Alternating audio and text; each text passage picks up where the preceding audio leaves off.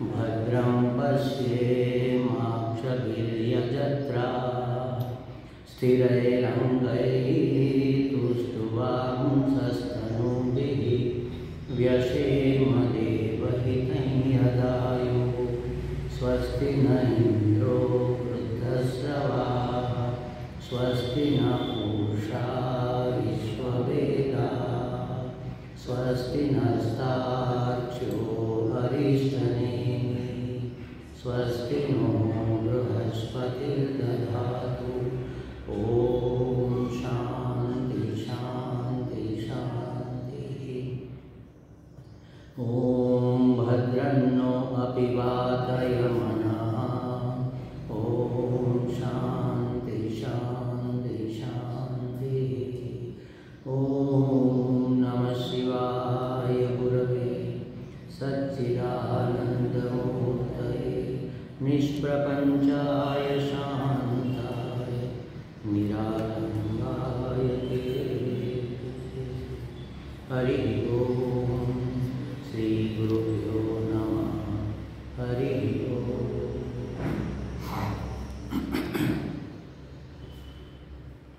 पहले मंत्र का पाठ करेंगे और इसके बाद इसको समझने का प्रयास करेंगे।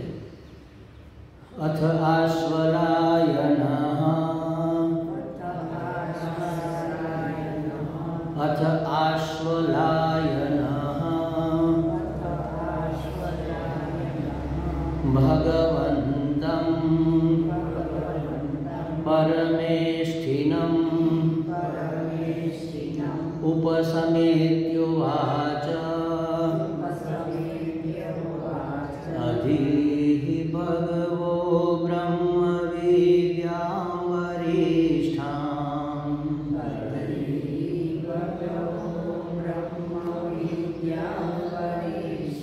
अधीः भगवो ब्रह्मविद्यां वरिष्ठाम्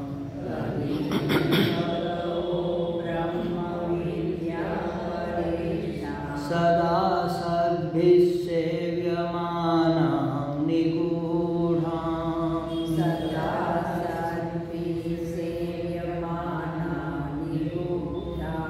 सदा सद्भिः सेव्यमानां निगूढाम्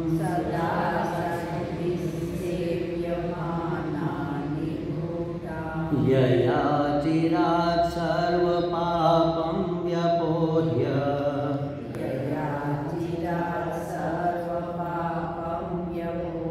यया चिरात् सर्वपापं व्यपोह्य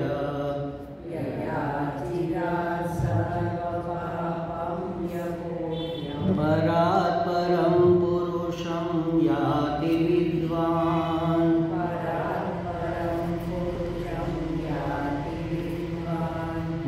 क्या कहा?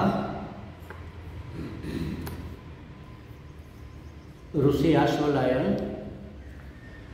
समीप पाणी होकर साधन चतुष्टय संपन्न अधिकारित्व प्राप्त करके फिर परम पिता ब्रह्मा जी के पास ब्रह्म विद्या की प्राप्ति की प्रार्थना के लिए जाते हैं और जाकर प्रार्थना करते हैं कि हे भगवान मुझे ब्रह्म विद्या का प्रदान करो। क्यों ब्रह्म विद्या चाहिए? क्योंकि सभी महापुरुषों ने उसकी प्राप्ति करके पापों से मुक्ति पाई है। पाप माने पीड़ा, पाप का परिणाम तो पीड़ा ही होता है। तो हमें तो पीड़ा से, समस्या से, मुश्किल से मुक्ति पानी है। तो सभी पापों से हमें मुक्त करने वाली वह ब्रह्म विद्या प्रदान करो। अरे कहीं से भी ले लो ना, भावनगर में मिल जाएगी, मंजी के कैसा वो काठिया वाला क्या नाम है, वहाँ से मिल जाएगी। नहीं महाराज, वो ऐसे नहीं मिलती। क्यों? निगूढ़ा, ये बहुत गुप्त है। अच्छा, इसको लेकर क्या करेंगे? परात् परम, पर से भी पर जो पुरुष है उसकी प्राप्ति करेंगे। परात् पर, पहला पर है वो माया के लिए, माया से भी जो पर है, परात् माने माया से भी पर, परमात्मा। तो परमात्मा की परम पुरुष की प्राप्ति करके महात्मा लोग सभी पापों से मुक्त हुए हैं। तो इसलिए मुझे भी उस विद्या की प्राप्ति करनी है। देखो अश्वलायन महान ऋषि है, सब कुछ जानते हैं, अब वो क्यों पाप करेंगे? पाप से मुक्ति उसको क्यों चाहिए? पाप क्यों करेंगे वो कोई बुरा काम थोड़ी करेंगे। हम ये समझते हैं कि बुरा काम करना उसी को पाप मानते हैं। अपने स्वस्वरूप को न जानना, अपने जीवात्मा को परमात्मा न जानना, यह सबसे बड़ा पाप है। तो उस पाप से मुक्ति चाहते हैं।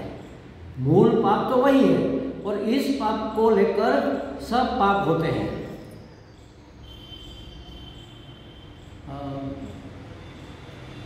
अपने आप को परमात्मा जब हम नहीं जानते हैं, जब हम अपने आप को जीवात्मा मानते हैं, तब इस देह को ही मैं मानते हैं। इस परिचिन्न आकृति नाम और रूप को मैं मान लेते हैं, और यह सबसे बड़ा पाप है। इस देह को मैं मानना सबसे बड़ा यह पाप है। यह बाकी पाप सब इसके पुत्र है, यह पाप सबका बाप है। सभी पाप इसी में से पैदा हुए हैं। बाकी सब पाप इसी के पुत्र है। मतलब कि स्वस्वरूप को न जानना ये मूल पाप है। इसलिए कहा कि पाप से मुझे मुक्ति चाहिए, माने स्वस्वरूप का संज्ञान, अभिज्ञान, प्रज्ञान मुझे चाहिए, उसका मुझे ज्ञान चाहिए। सामान्य ज्ञान जैसे हम जानते हैं इंद्रियों से, उसको ज्ञान कहेंगे। विज्ञान या प्रज्ञान माने कि उसका अनुभव हो जाना, उसको प्रज्ञान कहेंगे या विज्ञान कहेंगे। प्रज्ञा बुद्धि से जो होता है, माने बुद्धि की शुद्धि हो गई और ब्रह्मात्मा प्राप्ति हो गई, तो उसको प्रज्ञान प्राप्ति कहते हैं, प्रज्ञा। तो ज्ञानी भक्त, भगवान ने कहा ज्ञानी भक्त मुझे सबसे ज़्यादा प्रिय है। तो आप गुरु के पास क्यों गए? किसी मित्र से पूछ लिया होता। आपके तो कई मित्र हैं, बहुत बड़े बड़े महात्मा भी हैं, बहुत अच्छे अच्छे देवता लोग भी हैं।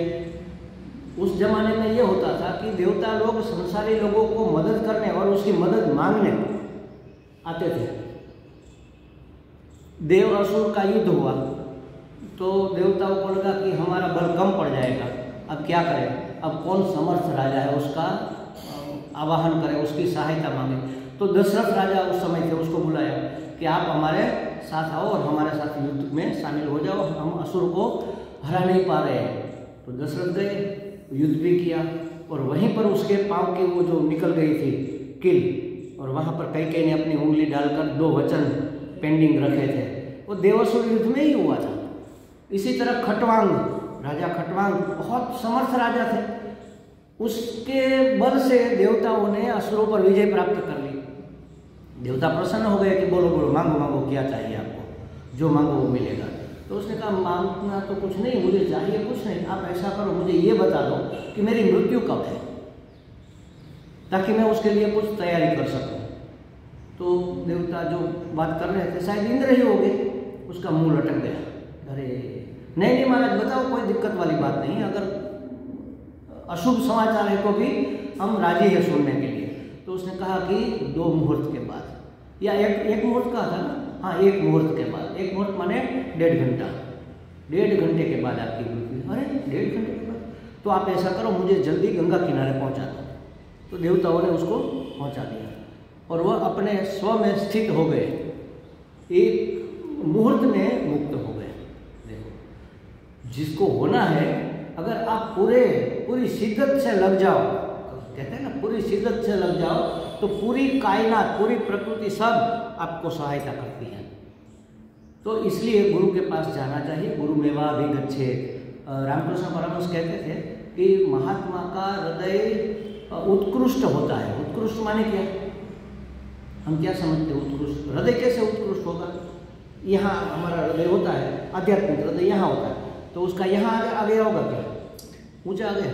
उत्कृष्ट माने अत्यंत शुद्ध, अत्यंत पवित्र, इसको उत्कृष्ट हृदय कहते हैं। और जो मलिन है वो निकृष्ट माना जाता है, जिसमें रजस तमस का बाहुल्य है, वो मलिन हृदय, और ये शुद्ध हृदय या उत्कृष्ट हृदय कह लो। तो महात्मा का हृदय उत्कृष्ट होता है, इसलिए उसमें परमात्मा की अथवा परम तत्व की, ईश्वर की स्पष्ट अभिव्यक्ति होती है। अभिव्यक्ति तो सब में होती है, हमारे हृदय में भी परमात्मा की अभिव्यक्ति हो रही है ना, सबके अंदर होती है। लेकिन स्पष्ट नहीं होती, क्योंकि मैल पड़ा है ना, तो स्पष्ट कैसे दिखेगा? अगर बीच में मैल है तो कोहरा जमा है, समझ लो, धुंध आई है, कोहरा है, तो दूर की चीज़ हमें स्पष्ट नहीं दिखाई देगी। जब सूर्य प्रकाशित होगा, उसकी धूप से कोहरा छट जाएगा तो चीज़ें साफ दिखेगी। तो सूर्य का प्रकाश, प्रकाश माने ज्ञान, तो ज्ञान से ये रजस तमस रूपी कोहरा निवृत्त हो जाता है और तब हमें स्पष्ट अभिव्यक्ति पता चलती है। वो तो कहते थे कि महात्मा का हृदय भगवान का दीवान खंड है, ऐसा कहते हैं। दीवान खंड माने लिविंग रूम, बैठक खंड, जहाँ हम सबको मिल सकते हैं, जहाँ हम सबके लिए अवेलेबल होते हैं। तो अगर भगवान को मिलना है तो कहाँ मिलेंगे? उसके लिविंग रूम में। और उसका लिविंग रूम कहाँ है? भक्तों का हृदय, ज्ञानी भक्त का हृदय। हाँ, वैसे तो भक्त का भी होता है, ज्ञानी का भी होता है, लेकिन ज्ञानी भक्त का हृदय थोड़ा लग्जूरियस है, लग्जूरियस लिविंग रूम है। मतलब हम वहाँ जाएंगे तो हमें भी वहाँ कुछ शाखा मिलेगी, वहाँ स्थान प्राप्त करना चाहिए, इसी का नाम भक्ति है। तो कहा कि वहाँ ईश्वर की स्पष्ट अभिव्यक्ति होती है, वरना यह ज्ञान किसी शब्दों से मिलने वाला नहीं है। तो कहते हैं कि शब्दों द्वारा भले ही ज्ञान होता है और शब्द, लेकिन फिर भी शब्द स्वयं ज्ञान नहीं है। ज्ञान का माध्यम तो शब्द है, तत्वमसि, तो ये शब्द ही बोलेंगे ना। वाणी, हम कहते हैं कि वाणी और मन की वहाँ तक पहुँच नहीं है। बताएंगे कैसे? वाणी से ही तो बताना पड़ेगा ना। अगर वाणी की वहाँ पहुँच नहीं है तो फिर क्यों बताते हो? क्योंकि और कोई उपाय नहीं है। तो उसका एक टेक्निक है, उन शब्दों को इस्तेमाल करने की, उसका उपयोग करने की एक टेक्निक है। वह टेक्निक गुरु परंपरा से आती है, इसलिए संप्रदायविद गुरु की हमें आवश्यकता होती है। किसी को भी गुरु मान लिया ऐसा नहीं, संप्रदायविद होना चाहिए, माने वो पढ़ा है जिस प्रकार से, उस प्रकार से हमें भी सिखा सके, और जो पहुंचा है वो हमें भी गाइड करके पहुंचा सके। उसके पास ऐसी टेक्निक, ऐसी प्रक्रिया होगी तो इससे वो हमें पहुंचा सकता है। किसी एरे टेरे नथु खेरे का ये काम नहीं है परमात्मा प्राप्ति कराना। तो कहा कि जैसे शब्द व्यापार से ही ज्ञान होगा। समझो कि एक शब्द बोला मैंने, रुमाल। अब ये शब्द, इसको पद भी कहते हैं, शब्द कह लो, पद कह लो। एक पद मैंने कहा रुमाल, तो ये शब्द सुनते ही हमारे मन में एक प्रकाश हुआ, एक वृत्ति उत्पन्न हुई रुमाल नाम के पदार्थ की। ये पद का अर्थ, ये वस्तु जो है ना, इसको पदार्थ क्यों कहते हैं? क्योंकि रुमाल पद का यह अर्थ है। जैसे पुस्तक ये शब्द है, तो पुस्तक पद का अर्थ ये है, ये पुस्तक पद का अर्थ हुआ, इसलिए इसको पदार्थ कहते हैं। तो जैसे हम शब्द बोलेंगे, शब्द का व्यापार करेंगे, माने बोलेंगे उसको, तो अंतर में उत्पन्न होने वाली विषय के अनुरूप वृत्ति प्रकाशित होती है, और उस वृत्ति के अनुसार हमें उस पदार्थ का ज्ञान होता है। ज्ञान कैसे होता है? जैसे समझो कि हमारी इंद्रियां हैं, ये शब्द सुना कान से, तो कान इंद्रियां हुई, तो इन इंद्रियों से हमारा अंदर जो चैतन्य व्याप्त है वह बाहर जाता है। सामने जिस पदार्थ, मानो कि रुमाल कहा, तो रुमाल शब्द सुना मैंने, कान से सुना, तो मेरी आंख से चैतन्य इस पदार्थ तक गया। अब इसमें भी चैतन्य है, दोनों नेगेटिव पॉजिटिव मिल गए तो बल्ब जल गया, प्रकाश हो गया, माने हमें इसका ज्ञान हो गया। वृत्ति यहाँ जाकर इस आकार की होती है, पदार्थ आकार होती है, घड़े में जाकर घटाकार होती है, फिर वापस आती है, तब यहाँ बत्ती जलती है। हाँ, ये घड़ा है, ये घोड़ा है, ये गधा है, ये रुमाल है, ये चश्मा है, ये स्केल है, फुटपट्टी है, जो भी जिस पदार्थ को हम देखते हैं उसका ज्ञान होने का यह सिस्टम है। तो शब्दों से ज्ञान उत्पन्न होता है, लेकिन शब्द स्वयं ज्ञान नहीं है, ये कहा। तो शब्दों से ज्ञान वैसे नहीं हो सकता, उस शब्द के अनुरूप मन में वृत्ति उत्पन्न होनी चाहिए। अब वृत्ति कब उत्पन्न होगी? जब उस शब्द से हम परिचित होंगे, जिस भाषा का है उस भाषा से अगर परिचित नहीं होंगे। अब समझो कि कोई अफ्रीका वाला आया यहाँ पर, हम कहेंगे रुमाल लाओ, तो उसको पता ही नहीं इसको रुमाल कहते हैं, संस्कार ही नहीं है ना, इस वस्तु के नाम का, इस भाषा का संस्कार नहीं है। मेडिकल कॉलेज में से कोई प्रोफेसर आकर यहाँ हमें प्रवचन देने लग जाए उसके मेडिकल के शब्दों में, तो क्या हमें समझ में आएगा? शब्द तो समझ में आएगा, लेकिन शब्द का अर्थ क्या है वो समझ में नहीं आएगा, पदार्थ समझ में नहीं आएगा, पद का अर्थ समझ में नहीं आएगा। इसीलिए जो बड़े बड़े महात्मा होते हैं ना, वो जब प्रवचन करते हैं तो वेद की वो सन्निष्ठ भाषा का उपयोग करते हैं। ये भाषा हमें समझ में आती नहीं, बस इतना लगता है कि हाँ महात्मा ने बहुत अच्छा बोला, कुछ समझ में नहीं है, बहुत महान आत्मा है। अगर मैं भी इस भाषा में बात करूँ तो कल ये इसमें से कोई नहीं आएगा। इसलिए उसको पचाकर जो हम जानते हैं उसी भाषा में उसका प्रयोग करें, उसी उदाहरण से उसको समझने का प्रयत्न करें। हमारे जीवन व्यवहार के जो उदाहरण है उसी से उसको समझा जा सकता है। भाषा का अगर संस्कार नहीं है तो शब्द बोलने पर भी वृत्ति पैदा नहीं होगी उस आकार की। हमारे दयानंद जी महाराज कहते थे कि हम अफ्रीका गए, घूमने के लिए गए थे, बगीचे में नदी के किनारे जा रहे थे, तो वहाँ हमने बहुत, इस तरफ बाजार था, इस तरफ नदी बह रही थी, इस तरफ जंगल था, तो वहाँ हमने गागा गुगई देखा। अब समझो क्या देखा हुआ, नदी थी तो कोई नदी का प्राणी था, या जंगल था तो कोई पेड़ पौधा था, या जंगली जानवर था, या यहाँ दुकानों की लाइन खड़ी थी तो उसमें कोई वस्तु का नाम था। क्या है? गागा गुगई हमने देखा। अब अगर समझो कि वह वहाँ की मिठाई है और हमने कभी उसको चखी है, खाई है, तो कहेंगे गागा गुगई देखा तो हमारे मुंह में पानी आएगा, यार मिठाई वो सब बहुत सुंदर होती है। अगर वह किसी प्राणी का नाम है तो हमारे मन में उसका आकार आएगा, इस प्रकार भैंस जैसा है, या पाड़ा जैसा है, या गधे जैसा है, कैसा है, खच्चर जैसा है, ये हमारे दिमाग में तुरंत आएगा। या पेड़ पौधे का नाम है तो उस आकार की वृत्ति होगी।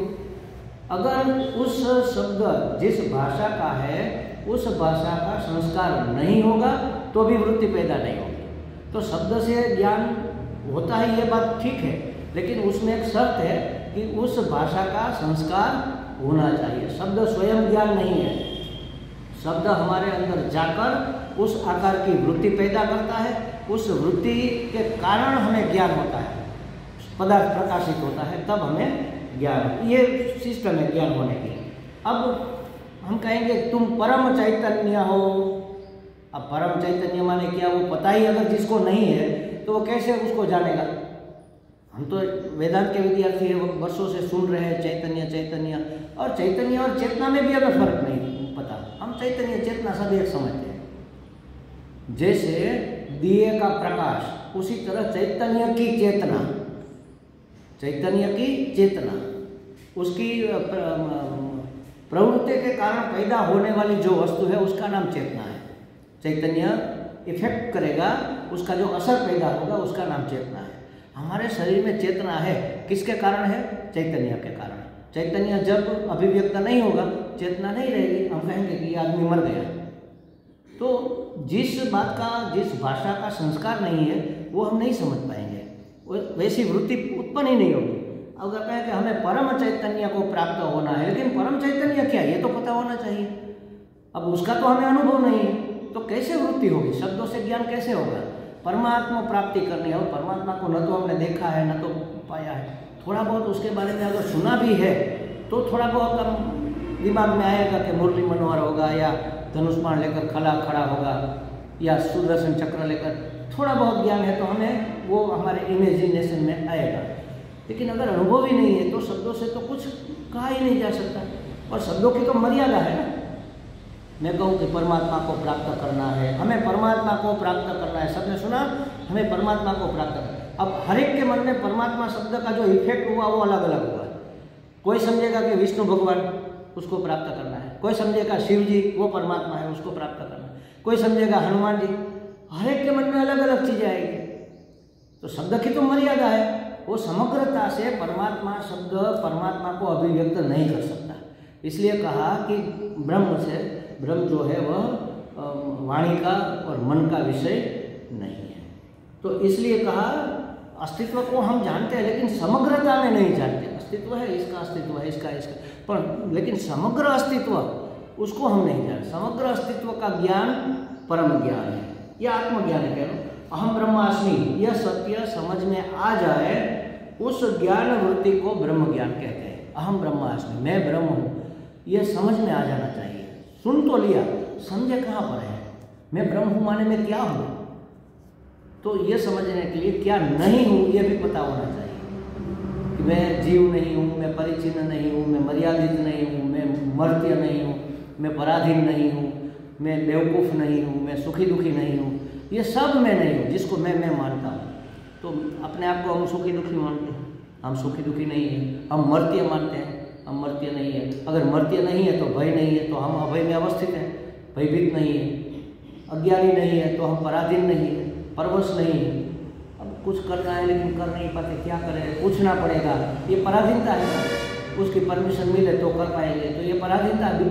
पर माने दूसरा, दूसरे के अधीन होना, इसको कहेंगे पराधीन। तो पराधीनता ही सबसे बड़ा बंधन है ना। बाहर से तो पराधीन है तो है, अगर वहाँ से तो आप मुक्त हो गए, चले गए जंगल में, चलो हिमालय में, अब पराधीन नहीं है।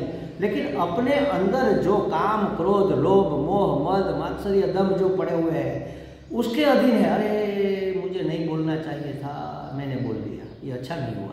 अरे भाई नहीं बोलना चाहिए था, कैसे बोल दिया, पता नहीं अंदर से फोर्स कुछ आया, हमने बोल दिया। दूसरे धर्म के लोग तो मानते हैं कि खुदा भी है और शैतान भी है, शैतान हमसे ये बुरे काम करवाता है। तो ये कौन शैतान अंदर बैठा, बस यही काम, ऐश, क्रोध, ऐश, रजोगुण समुद्भव, ये हमारे परमार्थ मार्ग के वैरी है। और काम तो ऐसा खाँव धरा है, उसका पेट भरता ही नहीं। एक कामना पूरी करो, 10 दूसरी पैदा हो जाएगी। जैसे पीपल का वृक्ष होता है ना, उसकी एक डाल काटोगे तो 3 निकल आएगी। तो एक कामना की पूर्ति करो और 3 निकल आएगी। अब ये भी करना है, वो भी करना है, वो भी करना है। और अगर पूरी नहीं हुई तो क्रोध, वहाँ से डाली नहीं निकलेगी तो क्या निकलेगा, क्षीर निकलेगा ना, गंदगी निकलेगी, क्षीर निकलेगा, गुंदर निकलेगा, कुछ और निकलेगा। जिस वृक्ष में डाली नहीं निकलती, काट देने के बाद वहाँ से क्षीर निकलता है। तो यही हमारी स्थिति है। हमारे अंतःकरण में जो मैल है, राग द्वेष है, उसके अधीन है हम। राग द्वेष हम नहीं है, हमारे है वो तो ठीक है, मतलब वो पर तो है, तो पर के अधीन है। बस हम अपने ही अंदर, अपने ही घर में बंद है। ये सबसे बड़ी दुविधा है। तो कहा कि अहम ब्रह्मास्मि, यह ज्ञान अगर हो जाए तो वही ज्ञान, ये वृत्ति उत्पन्न हो जाए, ये समझ में आ जाए तो यही ज्ञान है। अच्छा, इसीलिए भगवान को प्रार्थना करते हैं, हे भगवान, अधिहि भगवो ब्रह्म विद्याम वरिष्ठाम, मुझे ब्रह्म विद्या प्रदान करो। क्यों चाहिए ब्रह्म विद्या? क्योंकि वह वरिष्ठ है। वरिष्ठाम, वरिष्ठ है माने सर्वश्रेष्ठ है। सर्वश्रेष्ठ है, सब विद्याओं की प्रतिष्ठा है। सब विद्याओं की प्रतिष्ठा माने सभी विद्याओं का आधार। अपरा विद्या जितनी भी है संसार में, सब अपरा विद्या हम पढ़ते हैं, लिखते हैं। भौतिक शास्त्र, विज्ञान शास्त्र, संगीत शास्त्र, चित्र शास्त्र, जो भी जितनी भी विधाएँ हैं, सब ये अपरा विद्या है। लेकिन उसकी प्रतिष्ठा कहाँ पर है? ब्रह्म विद्या में। अगर ब्रह्म विद्या का अस्तित्व ही नहीं होता तो एक भी विद्या प्रकट नहीं हो पाती। मतलब चैतन्य के अधिष्ठान में ही ये हमें जड़ चेतन जो भी दिख रहा है वो दिख रहा है। परमात्मा के ऊपर वह अधिष्ठान है, इसके ऊपर ये सब आरोप दिख रहा है। तो कहा कि ये वरिष्ठ है, सर्वश्रेष्ठ है और सभी विद्याओं की प्रतिष्ठा है, इसलिए हमें इसको प्राप्त करना है। वह कैसी है? कहा निगूढ़ाम, सर्वश्रेष्ठ तो है लेकिन निगूढ़, गुप्त है। नितराम गूढ़म, निगूढ़म माने नितराम गूढ़म, गूढ़म माने समृतम, आवृत, ढकी हुई, गुप्त। जैसे हम छुपा कर रखते हैं ना, उसको गुप्त कहते हैं। अच्छा, अब ये मजे की बात सुनो। कोई बात सर्वथा, यहाँ का सर्वथा, निगूढ़म माने नितराम, नितराम माने सर्वथा। सर्वथा माने क्या? सब देश में, सब काल में, सब रूप में। ये कल हमने शाम के क्लास में देखा था। सर्वथा का मतलब है संपूर्ण, ऐसा हम कह देते हैं, लेकिन संपूर्ण का मतलब नहीं समझते। संपूर्ण सर्वथा माने हर एक जगह पर जाओ, कहीं पर भी जाओ, हर देश में, देश माने स्थान, हर स्थान में, हर काल में माने हर एक समय और हर रूप में, चाहे पशु के रूप में हो, पक्षी के रूप में हो, पदार्थ के रूप में हो, किसी भी रूप में हो, सर्वथा निगूढ़ है। माने किसी रूप में उसको नहीं जान सकते, किसी काल में उसको नहीं जान सकते। किसी जगह जाकर, हिमालय में जाकर जान लेंगे क्या? नहीं, वहाँ भी नहीं जान सकते, यहाँ भी नहीं जान सकते। इसको कहेंगे निगूढ़। अब मजे की बात, कोई बात गूढ़ कैसे हो सकती है? पहले तो ये वाक्य ही गलत है। कोई सर्वथा गोपनीय नहीं, गोपनीय हो सकता है लेकिन सर्वथा नहीं। ढका है लेकिन कपड़े के नीचे तो है, हाथ डालकर हम छू सकते हैं या तो कपड़ा उठाकर उसको अनावृत कर सकते हैं। सदा के लिए कभी प्रकाशित न हो उसको निगूढ़ कहेंगे। तो कहा कि सर्वथा कैसे निगूढ़ होगा? कभी न कभी किसी न किसी को तो कहा होगा, ये विद्या बताई होगी किसी, तो गुड़ कहाँ रही?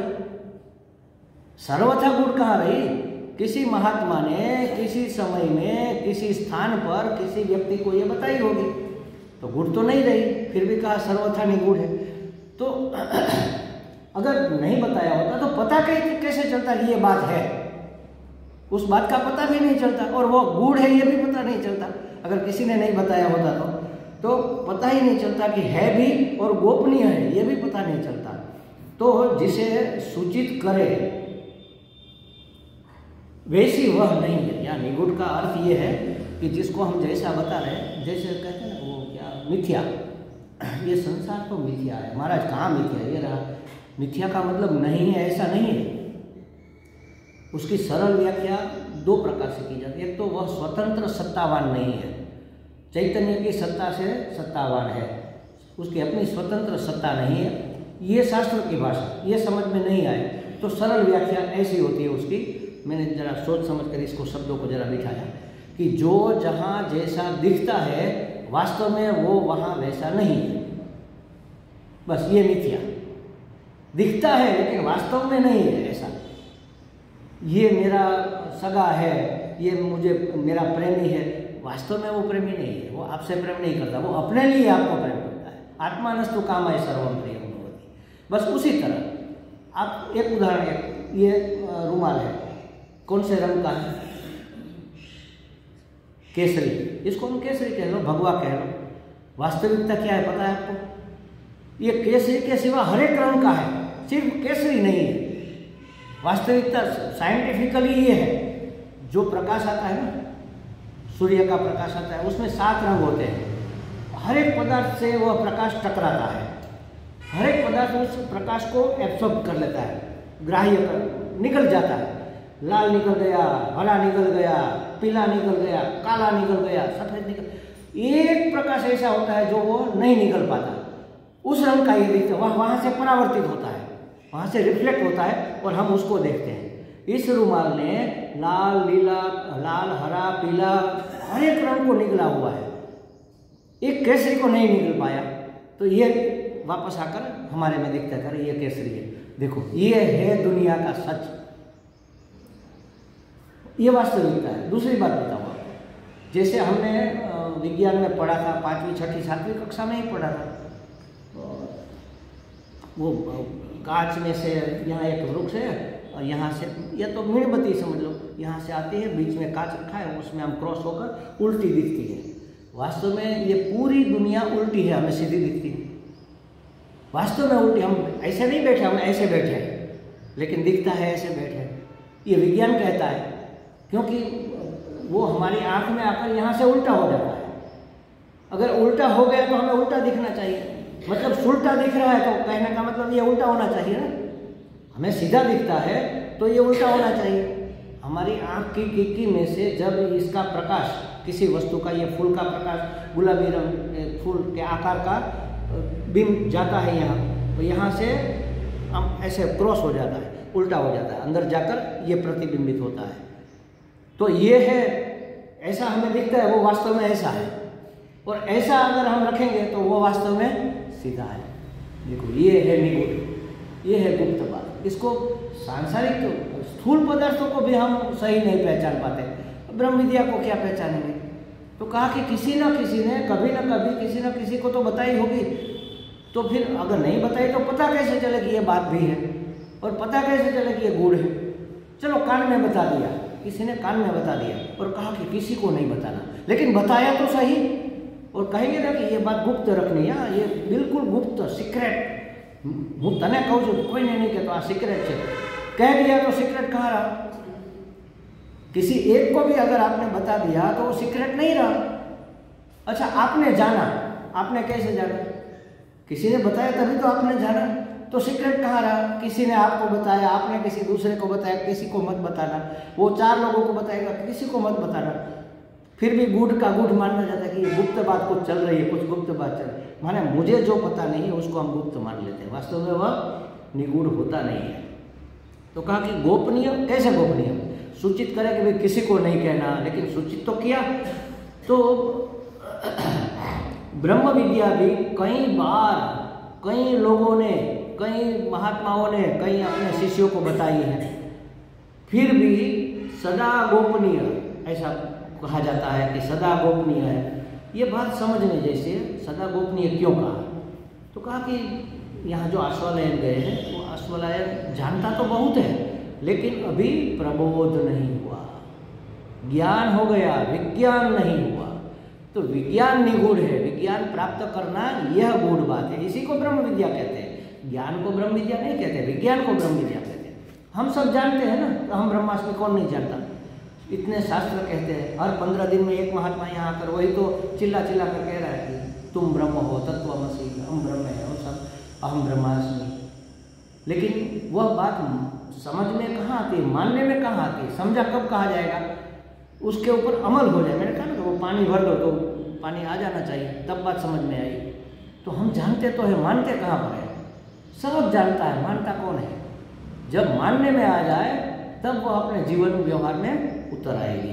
तो कहा कि जानते तो बहुत है, ज्ञान तो बहुत है उसके पास, लेकिन प्रबोध नहीं हुआ, बोध नहीं हुआ, मतलब विज्ञान नहीं हुआ, अज्ञान अभी शेष रह गया।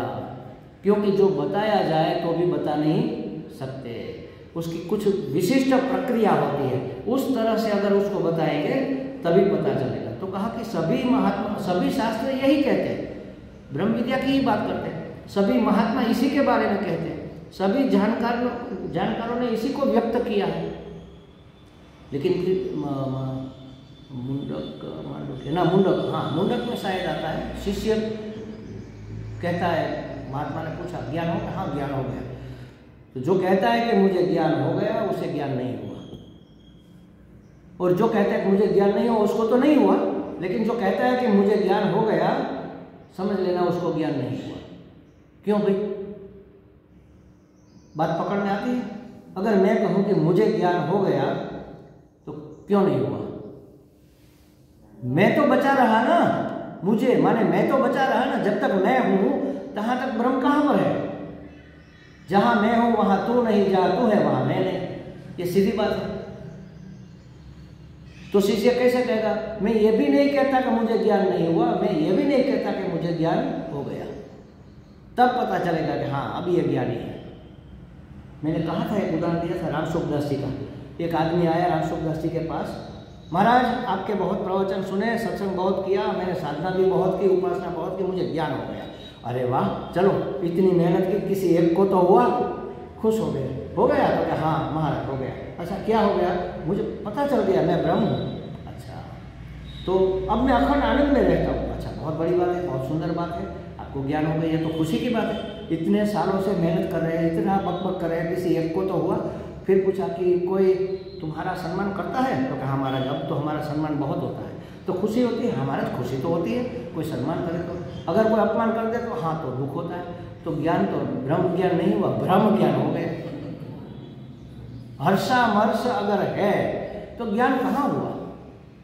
कोई प्रशंसा करे तो खुशी से फूल जाए, कोई निंदा करे तो ठुस हवा निकल जाए, तो कहाँ ज्ञान हुआ?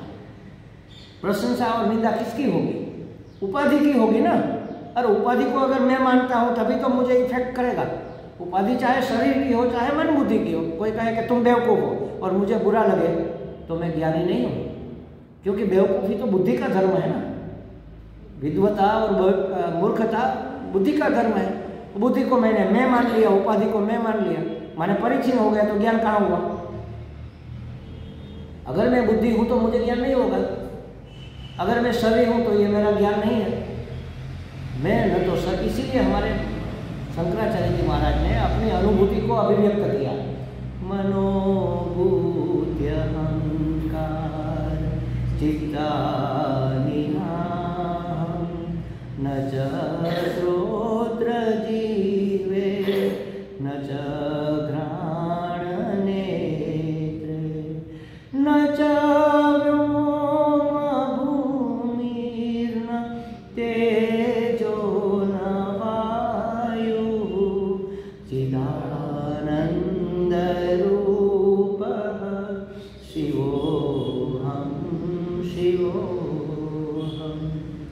चिदानंदरूपः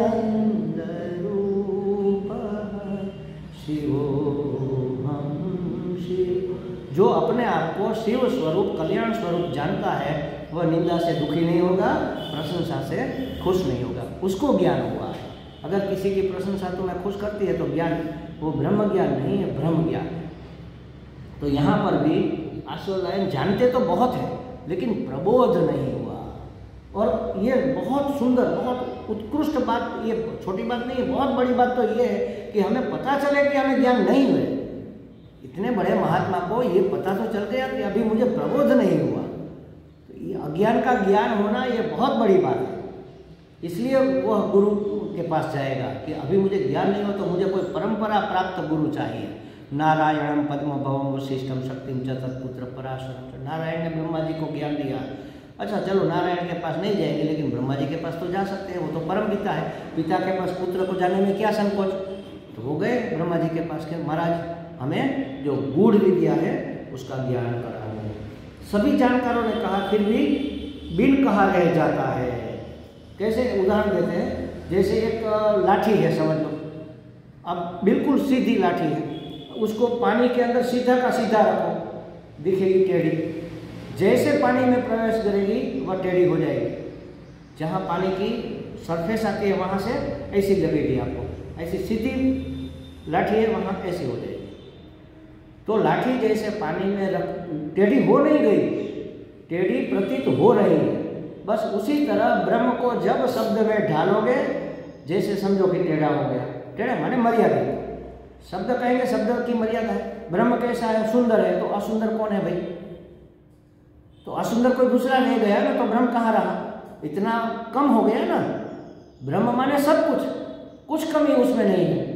ब्रह्म, सुगंध का नाम ब्रह्म है, तो दुर्गंध किसको कहेंगे? आत्मा ब्रह्म है तो अनात्मा क्या है? चेतन ब्रह्म है तो जड़ क्या है? मर्यादित कोई भी शब्द उसके लिए इस्तेमाल करो, लिमिट हो जाएगी, लाठी टेढ़ी हो जाएगी। इसलिए शब्दों में उसको बांधा नहीं जा सकता। बहुतों ने कहा है और बहुतों ने समझा है, ज्ञान भी हुआ है, लेकिन उसका एक अलग तरीका है। क्या तरीका है? शब्दों से ही कहा जाएगा, लेकिन शब्दों द्वारा संकेत दिया जाएगा। जो बात शब्दों से पकड़ में नहीं आएगी वह संकेत से, इशारे से पकड़ में आती है। तो कहा कि जो बात शब्दों से नहीं कही जा सकेगी वो इशारों से कह दी जाती है। एक बहुत सुंदर उदाहरण भी है, देखो। अब हम कहते हैं ना कि भाई शब्दों की आड़ में कोथरामा पानसेरी, प्रशंसा करते हैं लेकिन उसको मूर्ख साबित कर देते हैं। अरे आपकी तो क्या बात करें। जैसे समझो कि हमारा एक मित्र और हम किसी गांव में गए, तो गांव में सभा बुलाई, हमारा सम्मान किया कि हमारे बहुत बड़े मित्र हैं, MA, MAd, PhD, इतना पढ़े हुए हैं, और अब परिचय देने के लिए उसको बुलाया कि ये मेरे मित्र बहुत होशियार है, बहुत पढ़े लिखे, अरे न्यूज़पेपर भी पढ़ लेते हैं। तो ये प्रशंसा हुई कि निंदा हुई? पता चला। इसलिए शिव महिम्न स्तोत्र में पुष्पदल कहते हैं कि हे भगवान, मैं आपके लिए जितने भी शब्द इस्तेमाल करूं कम ही पड़ जाएंगे, ये तो निंदा ही हो जाएगी। आप तो सर्वगुण, इतने आपके गुण है कि कोई उसका लिख नहीं। सरस्वती समुद्र के पानी की स्याही करे और सभी वृक्षों को एक साथ जोड़कर उसकी कलम करे और पृथ्वी को कागज करे और वह उसके गुण लिखने लग जाए आपके, तो भी नहीं लिख पाती। तो मैं जो कहूँगा वो तो PhD को पेपर पढ़ने वाला बता दूंगा, तो ये तो गलत हो जाएगा, मतलब दोष होगा ना, ये तो आपका अपराध हो जाएगा। लेकिन ब्रह्मा जी भी अगर आपके गुण को नहीं बता सकते फिर भी बताते हैं, तो मैं क्यों ना बताऊं? अगर उसका दोष नहीं माना जाता तो मेरा दोष भी दोष नहीं माना जाएगा। बेटे की तोतली भाषा माता पिता को प्रसन्न करती है, बस उसी तरह आप प्रसन्न हो जाओ। कहने का मतलब ये है कि शब्दों में उसको बांधा नहीं जा सकता, लेकिन संकेत से, इशारों से, शब्दों की आड़ में उसको बताया जा सकता है। जैसे राम, लक्ष्मण, सीता जी जंगल में जाए थे, वो जंगल में जाते हैं, वहाँ पर आदिवासी लोग, भील लोग सब वहाँ पर होते हैं, तो उसी के घर में ठहरते हैं। शाम को सब बैठे बरामदे में, खुले में, और राम जी को खटिया दे, खटिया के ऊपर राम जी लक्ष्मण जी बैठे, दूसरी खटिया के ऊपर सीता जी और गांव की सब महिलाएं बैठी है। और एक बात हमेशा महिलाओं को बहुत जिज्ञासा होती है, पुरुष चाहे पूछे चाहे ना पूछे, महिलाएं पूछ लेती कि अम्मा आपका नाम क्या है? मेरा नाम सीता जी है। अच्छा आप जनक नंदिनी है? हाँ मैं जनक। अच्छा और आप तो अपने पति और दियर के साथ आई? हाँ। तो इसमें से आपका पति कौन है? आप नाम नहीं ले सकते, मर्यादा है, ऐसा नहीं ये है ये है ये भी नहीं कह सकते। तो कैसे बताए? तो उसने क्या कहा कि वो जो गोरे गोरे गोरे गोरे है ना वो मेरे दियर है। अब कहना पड़ेगा कि श्याम है वो मेरे पति। गोरे दियर हो गए तो बाकी बचा वो पति हो गया। न तो पति का नाम लिया, न तो पति के गुण बताए, कुछ नहीं कहा।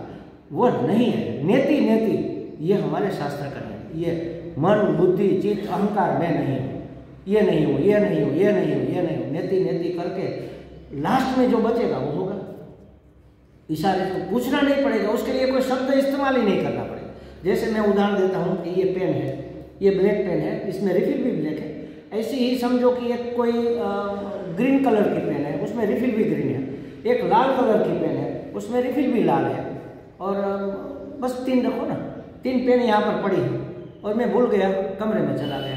फिर एक छोटा सा लड़का किसी के साथ आया, मैंने कहा बेटा एक काम कर, टेबल के ऊपर मेरी लाल पेन पड़ी है ना वो लेकर आ। अब उसको पता नहीं है लाल पीली काली क्या होती है, तो बताता है कि गुरुजी ये, मैंने कहा नहीं नहीं ये तो काली है, तो रख दिया।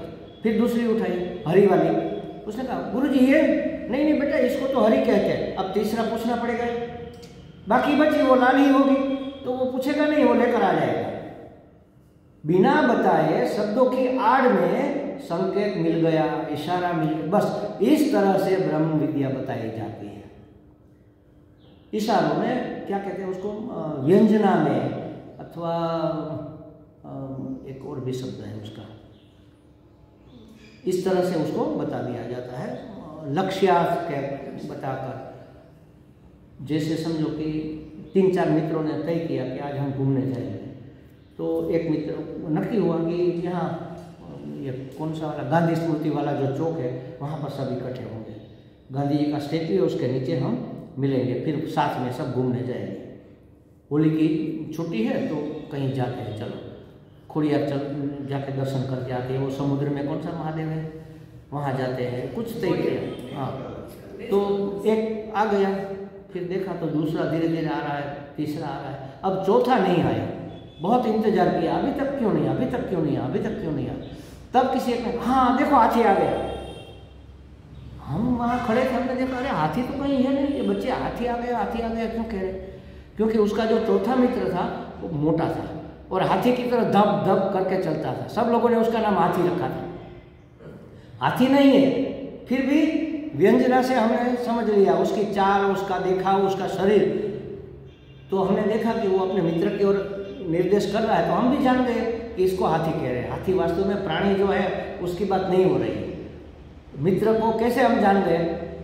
बताया तो हाथी को, लेकिन इशारे से पकड़ में आ गया। तो इस तरह से ब्रह्म विद्या बताई। ये सब उपाय है उसके, टेक्निक जिसको कहेंगे, नेति नेति नेति करके जो लास्ट में बच जाए वो है।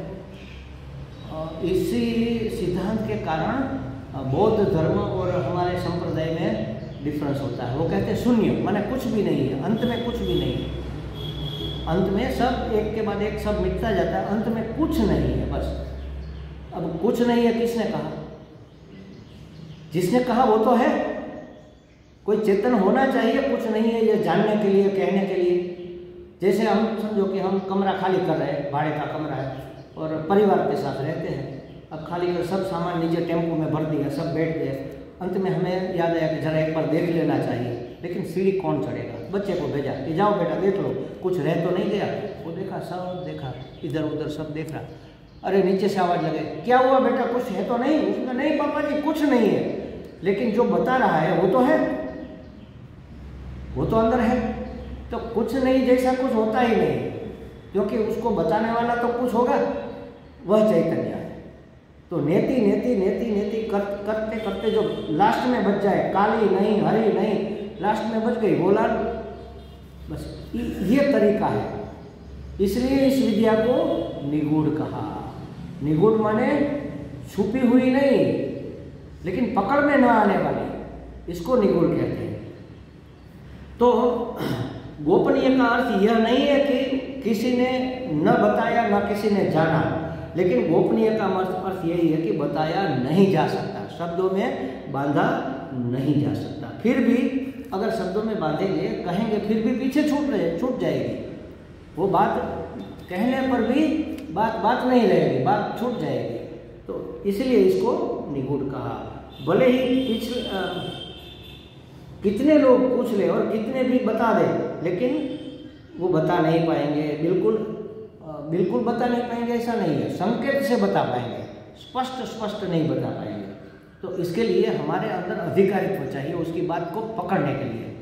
अगर कोई ज़्यादा पढ़ा लिखा आदमी नहीं है, गांव का कोई आदमी वहाँ पर बैठा है और वो कहे कि हाथी आया, तो वो तो समझेगा नहीं, क्योंकि उसको पता ही नहीं, वो कॉलेज में पढ़ा ही नहीं है। तो किसी का नाम ऐसा रखते हैं, किसको पता? जिसको ऐसे संस्कार है तभी उसको पता होगा ना कि कॉलेज में हम टीचर के भी नाम रखते हैं, मित्रों के भी अलग अलग नाम रखते हैं, हमारे भी कई नाम रखे गए होंगे। तो जो गांव का भोला भाला आदमी हो तो सीधा सरल, उसको तो ये संस्कार, तो जिसको संस्कार है उसको शब्दों के इशारे से बताया जा सकता है। तो कहा कि अन्य तरीका है संकेत करना या इशारा करना या व्यंजना करना या लक्षणा होती है ना, लक्षणा से बता दिया जाता है, लक्षण बताकर, मतलब शब्दों की आड़ में। जैसे कहते हैं गंगायाम घोषः, ये उदाहरण दिया जाता है। गंगा में वो जो नेश होता है ना, झुपड़ी, समझ लो झोपड़ी, गंगा में झोपड़ी है, हो सकती है, तो बह जाएगी ना गंगा में है तो। लेकिन हम समझ जाते हैं गंगा में झोपड़ी है माने गंगा किनारे झोपड़ी है। आप कहाँ रहते हो? हम गंगा में रहते हैं। आप हरिद्वार जाकर किसी को पूछो कि आप कहाँ पर है, अरे यहाँ यहीं पर, बस गंगा पे ही हम रहते हैं, मतलब गंगा के किनारे रहते हैं, गंगा में कोई नहीं रहता। उसी तरह लाल दौड़ रहा है, पहले रेसकोर्स में घोड़े दौड़ते थे, लाल काले सफ़ेद, तो कोई फ़ोन कर, कौन आगे है, तो लाल आगे है, लाल आगे है। लाल तो रंग का नाम है, वो कैसे आगे होगा? लाल घोड़ा आगे है। जैसे हमने कहा हाथी आया, तो हाथी माने हाथी के आकार का उसका मित्र आया। तो इस तरह से लक्षणा से उसको बता सकते हैं। शब्द तो कमज़ोर माध्यम है, उसकी मर्यादा है, फिर भी अधिकारी शिष्य इशारे से भी समझ जाता है, पर उसके लिए परंपरा प्राप्त प्रक्रिया से समझाना पड़ता है। जिस परंपरा से हम आए उसकी प्रक्रिया के अगर पकड़कर हम समझाएंगे तो बात समझ में आ जाएगी। गोपनीय का अर्थ ऐसा नहीं है कि उसको गुप्त रखना है, गुप्त रखना है ऐसा नहीं है। हम कहते हैं ये बात गोपनीय है, गुप्त रखो, किसी को बताना नहीं, यहाँ ऐसा अर्थ नहीं है। गोपनीय का अर्थ है बताया जा नहीं सकता। इसलिए हमने एक बात बताया था, हमारे चिन्मयानंद जी महाराज जब पढ़कर आए तपोवन जी महाराज से और शिवानंद जी से कहा कि चलो मैं गीता जी का ज्ञान यज्ञ करूँगा, तो शिवानंद जी ने पहले तो मना कर दिया कि नहीं ये तो गुप्त ज्ञान है, अधिकारी के बगैर नहीं दे सकते। तो उसने कहा महाराज यही तो मैं कह रहा हूँ, अधिकारी नहीं होगा तो वो कहाँ पकड़ेगा, समझेगा ही नहीं ना, उसके ऊपर से समझाएगा, जो अधिकारी है उसकी पकड़ में आएगा। तो ये इतनी गूढ़ विद्या है, जो लायक है उसको तो मिले। तो उसने कहा ये बात ठीक है, जाओ। इसके बाद उसके ज्ञान यज्ञ गीता के शुरू हुए। तो ऐसा गुरु की सन्निधि मात्र से हो सकता है और कोई उपाय नहीं है। सदगुरु की सन्निधि नहीं है तो नहीं। एक बार सारीपुत्र भगवान बुद्ध का शिष्य था, किसी ने सारीपुत्र से पूछा कि तुमने बुद्ध से क्या सीखा? तो उसने कहा बुद्ध ने तो बहुत कुछ कहा, हमने बहुत कुछ सुना, लेकिन उसने जो कहा उससे हम कुछ नहीं सीखे, क्योंकि कहने से तो बात पकड़ में आती नहीं ना। हम तो उसकी सन्निधि में रहे और बुद्ध जो कहते हैं उसके सिवा जो बुद्ध है उसको हमने पहचाना और उसके लिए उसकी सन्निधि में रहे और हमारे हृदय के दरवाजे खुले रखे, तब उस बात का हमारे अंदर प्रवेश हुआ। तो हृदय के दरवाजे खुले होने चाहिए महाराज। कृष्ण तो सबके पास थे, महाभारत में देखो युधिष्ठिर, भीम, अर्जुन, सहदेव, नकुल उसके तो पास थे, पांडवों के पास तो दुर्योधन के पास नहीं थे क्या? लेकिन उसके हृदय के द्वार उसके लिए खुले नहीं थे, कृष्ण को नहीं पहचान पाया। अर्जुन ने पहचाना और कोई नहीं पहचान पाया। सबको दर्शन दिया था, सबको मिले थे। विराट रूप भी दिखाया था दुर्योधन को डराने के लिए, वो तो डर गया। अर्जुन डरा लेकिन उसने पहचाना कि सब कुछ परमात्मा है। तो वो दुर्योधन क्या समझा कि ये तो माया दिखा रहे हैं, ये मायावी है। उस जमाने में ऐसी कलाएं थी, असुरों के पास भी थी, मायावी हो जाते, बड़े हो जाते, छोटे हो जाते। ये सिद्धि भी है, लधिमा गरिमा सिद्धि भी है, तो ये सिद्धि होगी बस, ये तो जादूगर है।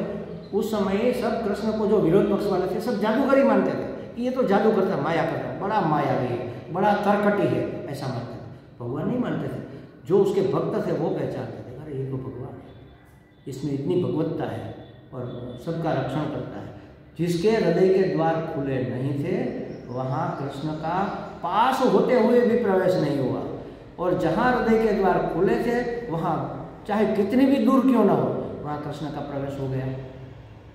देखो कितने उसके भक्त थे जो बहुत दूर दूर थे, शायद एक आध बार मिलना हुआ, उसको कृष्ण की प्राप्ति हो गई। सबरी पूरी जिंदगी वन में पड़ी रही, उसको राम की प्राप्ति हो गई। कहीं नहीं गई ना, वो गई थी गंगा स्नान करने, नहीं गई थी ना, तीर्थ करने, यात्रा करने, कहीं पर नहीं, मंदिर कहीं नहीं, बस गुरु जी की झोपड़ी में बैठी रही, सफाई करती रही, राम राम करती रही, इंतजार करती रही, दृढ़ संकल्प के साथ कि मेरे राम आएंगे, बस चाहे कुछ भी हो जाए राम मुझे दर्शन देंगे। राम स्वयं आना पड़ा उसको। तो ये है हृदय का द्वार खुला रखना, माने ये। तो जिसके हृदय, हम बुद्ध के पास रहे, सारिपुत्र ने कहा, उसने जो कहा हमने सुना, लेकिन वहाँ से हमने कुछ नहीं पाया, क्योंकि बुद्ध जो कहते हैं उससे तो बहुत कुछ अलग है। हम उसकी सन्निधि में रहे, उसके सानिध्य में रहे और हृदय के द्वार खुले रखे, तब हम पहचान पाए कि ये बुद्ध है। बुद्धत्व माने क्या, ये हम जान पाए और उसको अपना सके, हम बुद्धत्व को प्राप्त हो सके। इसलिए प्रत्यक्ष गुरु का बहुत महत्व है। प्रत्यक्ष गुरु जहाँ है ना, वहाँ ये ब्रह्म विद्या की प्राप्ति आसानी से होती है। परोक्ष गुरु से मुश्किल से नहीं होती, ऐसा नहीं कह सकते, मुश्किल से। आजकल दोनों के बीच वाली एक सुविधा हमें मिल गई है, ये वीडियो वाला, सामने दिखते हैं, बोलते हैं, प्रत्यक्ष हम बात नहीं कर सकते, लेकिन वो बात करते हैं, हम सुनते हैं, उसके हाव भाव, उसके एक्शन, उसको शब्द समझाने का तरीका, नज़दीक से नज़दीक का माध्यम ये हो जाता है। तो कम से कम इसका लाभ लेना चाहिए। तो हमारे ये भी जो चलता है, किसी के पास अगर ये नहीं है हमारे चैनल का, तो हमें अपना फ़ोन नंबर दे दो, हम ग्रुप में डाल देंगे, तो डेली आपको ये वीडियो मिलेगा। कहीं पर भी हमारा सत्संग है वो आपको मिलेगा, और छोटा छोटा वीडियो होता है, 10 मिनट 15 मिनट। ये तो यहाँ कैंप है इसलिए पूरे 1 घंटे का एपिसोड चलता है, बाकी 10-15 मिनट 20 मिनट का होता है। आपका प्रश्न आया, उसका उत्तर दिया, आपको भेज दिया वीडियो बनाकर। तो अगर उसमें किसी के पास नहीं आता है तो मेरा नंबर ले लेना और मुझे अपना नंबर दे देना। तो ये बहुत बड़ी आजकल सुविधा हो गई है। तो इसलिए कहा कि सत्य को ऐसे जाना जा सकता है। अच्छा, तो ऐसी विद्या प्राप्त करनी ही क्यों चाहिए? अगर ऐसे कठिन है तो क्यों इसको प्राप्त करें?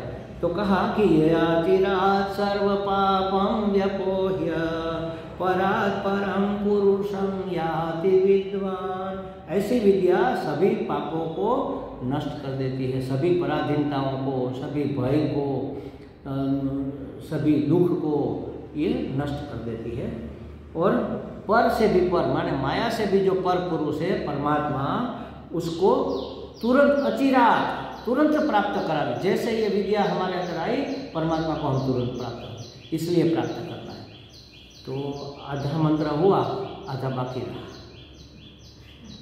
ये परात् परम वाली जो बात है वो सितंबर में करेंगे, 6 महीने के बाद। ओम पूर्णमदः पूर्णमिदं पूर्णात् पूर्णमुदच्यते पूर्णस्य पूर्णमादाय